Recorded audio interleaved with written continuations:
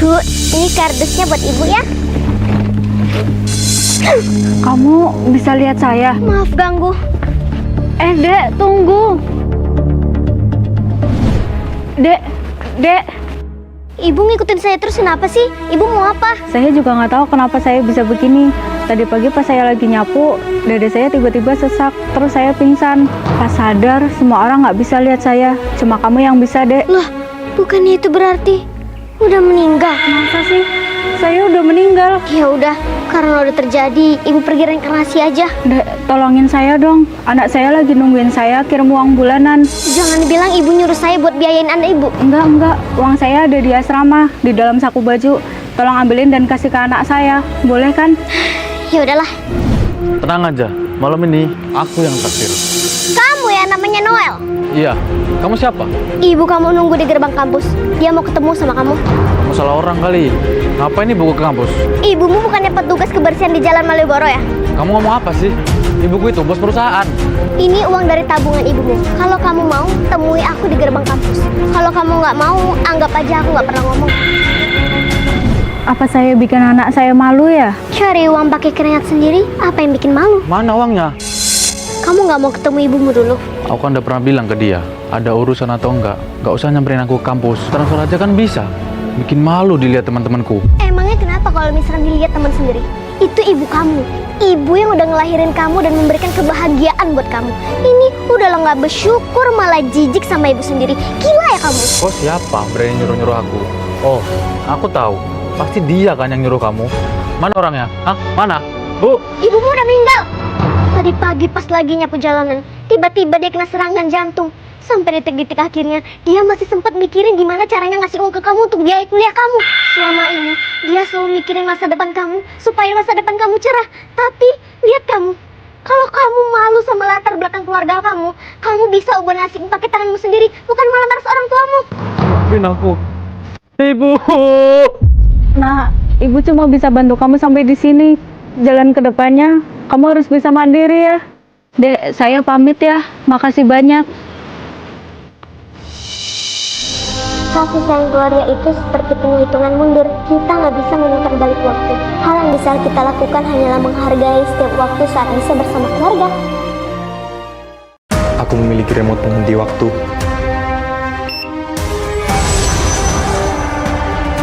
Sekarang aku bisa nikmati tubuh anak tiriku tanpa ketahuan.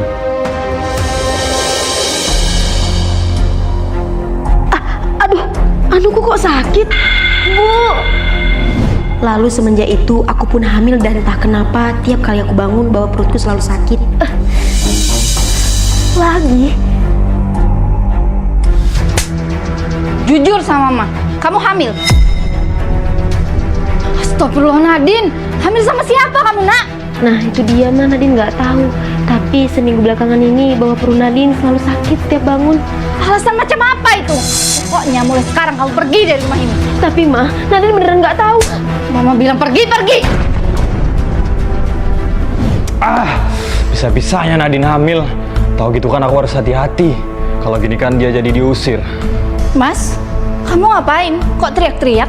Enggak, tadi kalian nelpon. Sayang, kamu yakin mau ngusir Nadine untuk hidup sendirian di jalan? Dia kan lagi hamil. Toh juga dia kan anak kamu salah satunya. Kamu nggak kasihan apa sama dia? Ini semua udah resikonya. Salah siapa hamil di luar nikah? Tapi sayang, siapa tahu yang dia bilang itu benar. Kalau aku bilang enggak ya enggak mas. Ini caraku sebagai orang tua untuk ngehukum anakku yang udah kelewatan. Lagian kamu kenapa panik gitu sih? Jangan-jangan kamu yang hamilin dia? Ya enggak dong sayang, kan aku punya kamu. Nadine? Kamu benar. Selama ini yang udah ngambilin dia suami kamu sendiri. Apa? Selama ini dia pakai remote penghenti waktu sampai anak kamu hamil.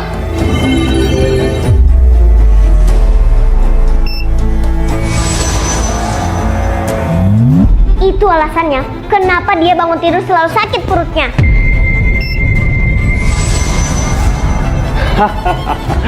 Kalian mau apa? Dengan alat ini, kalian tidak akan bisa menangkapku. Nana. Kamu? Kenapa kamu bisa gerak? Kamu pikir bocil ajaib kayak aku ini mempan sama kekuatan sampah kamu itu? Sekarang nggak akan ada yang tahu. Aku bakal hukum. Woi culun, mana setoran? Mau jajan nih. Duh, uangku habis. Alah, jangan bohong deh. Loh, ini apa? Jangan, itu uang buku aku. Gak ada, pokoknya ini uang buat aku.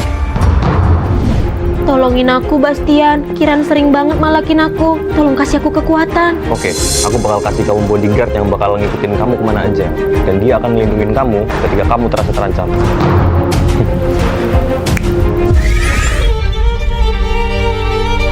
Dia ini ras terakhir dari Dewi Kupu-Kupu yang punah.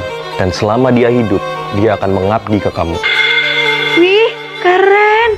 Iya, aku saranin kamu pakai dia sekali aja. Cukup pakai ke orang yang sering bully kamu, habis itu kamu suruh dia pergi. Ah, masa cuma sekali pakai aja sih?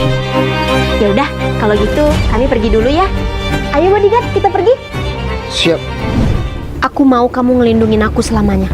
Baik, perintah diterima. Sekarang aku bakal selalu ngerasa aman. Woi culun, bayar setoran hari ini. Enggak, mulai sekarang kamu nggak bisa malakin aku. Oh, udah boleh ngelawan kok ya. Stop!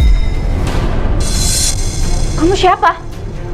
Kamu pergi aja, biar aku yang lawan dia. Oke. Apa kata-kata terakhirmu? Sekarang nggak akan ada yang gangguin aku lagi. Selamanya. Ada apa manggil saya ya, Bu? Mana PR kamu yang kemarin? Aduh, saya lupa bawa, Bu. Banyak alasan. Kalian lapangan sekarang. Jangan bentak dia. Loh, kamu siapa? Kamu pergi aja, biar aku yang lawan dia. Jangan, dia guruku. Siapapun yang bentak kamu, harus aku habisin. Tapi dia kayak gitu karena kesalahan aku juga. Jadi kamu nggak perlu ngabisin dia. Apapun alasannya, dia tetap aku habisi. Aku jadi nyesel nggak ngikutin kata-kata Bastian.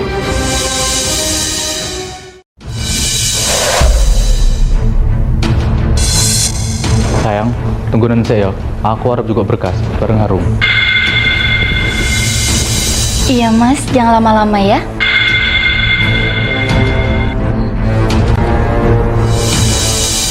Sakit, pelan-pelan dong.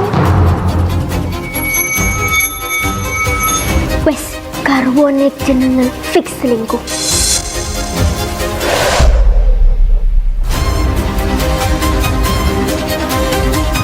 Kenapa kau kabar? Wani-wani gue jak bojoku. Maksudmu apa mas? Siraku.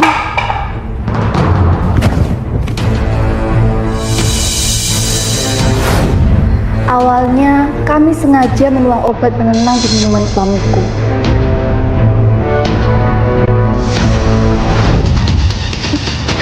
Akhirnya tumbang juga.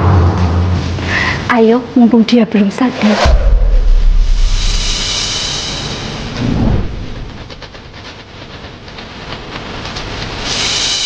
Dasar binatang. Berani-beraninya berubah badan di kamarku. Mas Gani, kau sadar? Kau iso? Yo iso lah. Soalnya dari awal aku udah dengar rencana kalian buat bikin pingsan Pak Gani. Karena itu aku sengaja menukar minuman Pak Gani saat kalian tidak sadar. No itu apa? Kowe tak pegat. Hingga cukup malang perusahaanku. Sepurane mas, maafkan aku. Aku gila. Ono. Hingga cukup aku saiki. Matur suwun ya Harum. Nek ora mergo kowe, aku bakal urip salawase karo wong sing seneng ngapusi. Saiki kowe bakal jadi asisten pribadiku. Matur nuwun ya Pak Gani. Tapi sejujurnya ada alasan lain kenapa saya datang ke pabrik ini. Saya sudah mencari tahu kebenaran di balik kematian ibu saya. Namanya Sri. Kenapa? Reaksinya jelas-jelas menyembunyikan sesuatu. Tapi kenapa telingaku tetap nggak bisa mendengar isi hatinya?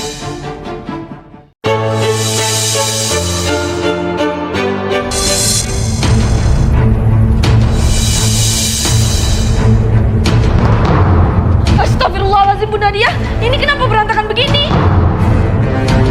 Mas Gani, Mas ini cepat lihat kelakuan asisten kamu.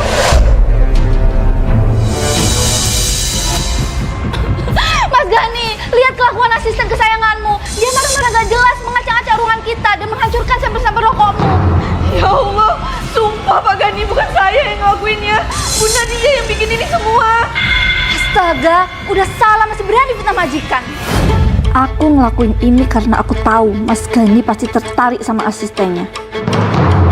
Kalau aku nggak punya istri, udah aku serang dia. Berani-beraninya pembantu gembel ini menarik perhatian suamiku. Lihat aja, bakal ku bikin kamu diusir dari sini. Pecat aja dia, Mas. Kurang ajar banget berani-beraninya ngerusak rumah kita. Tapi Cukup, Sri. Aku bener-bener kecewa karo awakmu. Mulai dino iki, kowe tak pecat. Dingkesi barangmu lan minggat saka omah iki.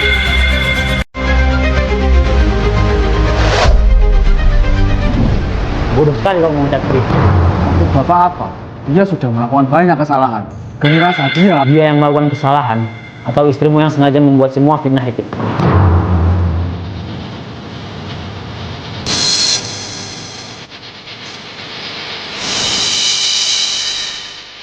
Kau pikir untuk apa dia melakukan itu semua? Dia itu hanya single parents yang bekerja untuk menghidupi anaknya. Tapi kau malah termakan memangnya. Aku Mas, aku. Mulai dino iki, kowe tak pecat. Ini semua gara-gara pelacur itu. Kalau aku hancur, dia juga harus merasakan kehancuran yang sama.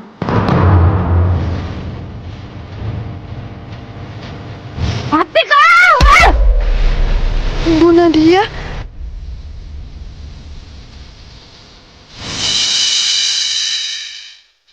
Nadia, kowe iki ngopo? Besar perempuan gila.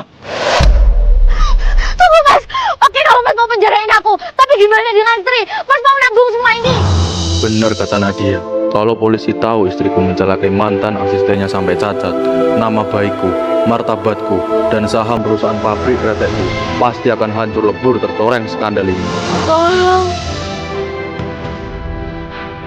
Kamu mau selamat, bantu aku bereskan ini. Nanti kita kembali.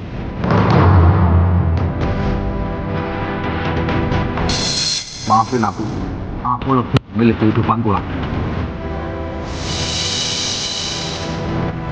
Ibuku belum mati, tapi dipaksa mati oleh orang-orang bejat ini. Maafkan aku, Sri.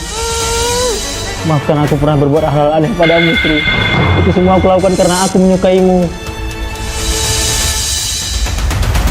Bapak, dengan kepergian Sri dan kejadian belakangan ini, Gani rasa sudah saatnya Bapak menyerahkan aset dan kendali pabrik untuk Gani. Kamu pikir kamu sudah siap, Gani, untuk memimpin semuanya? Tidak seperti Bapak yang tergila-gila oleh seorang wanita sampai berani melakukan skandal. Saya jauh berdedikasi dari... Baik, ambil berkas ini dan olah pabrik itu dengan benar sesuai sama apa yang kamu bilang.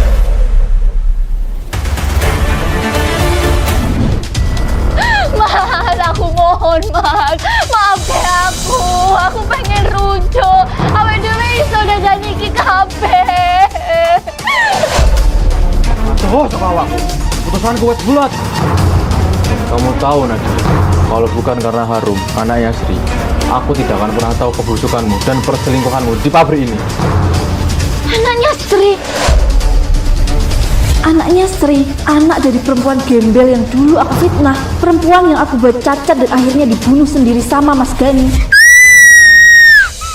Harum, kamu kenapa?